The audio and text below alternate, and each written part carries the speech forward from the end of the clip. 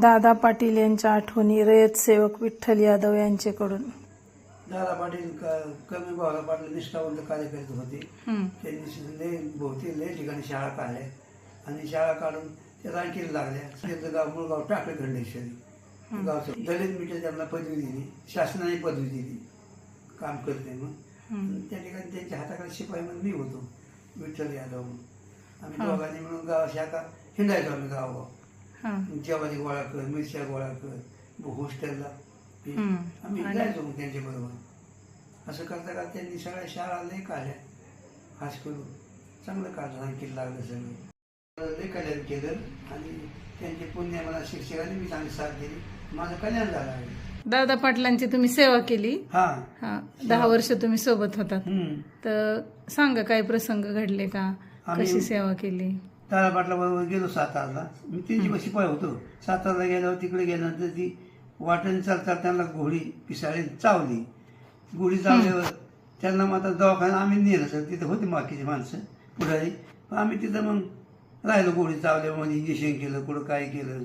तिथे चांगलं सोय झाली दवाखान्यात.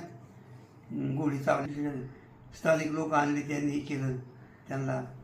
मग सगळं झाल्यानंतर मग शंकरराव काळे आले. म्हणजे जायला काय आता काय म्हणून काय तिथे थांबा म्हणले, 8-15 दिवस मी सगळी सोय करतो म्हणजे. मग शंकरराव काळे अध्यक्ष होते, चेअरमन बी होते.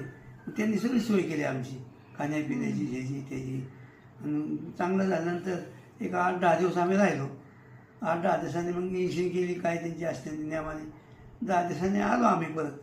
तिथं तुम्ही सेवा केली? सेवा केली त्यांची. मग रोज औषध गोळ्या द्यायच्या, कसे द्यायचं, काय खाणं पिणं कसं द्यायचं, काय सगळं आम्ही सेवा करायचो मी.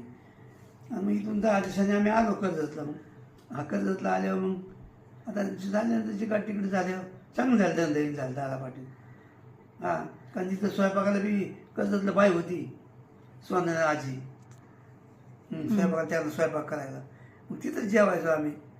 कुठं गावाला निघालो की मग आईला सांगा मी चाललो गावाला, जमायचे.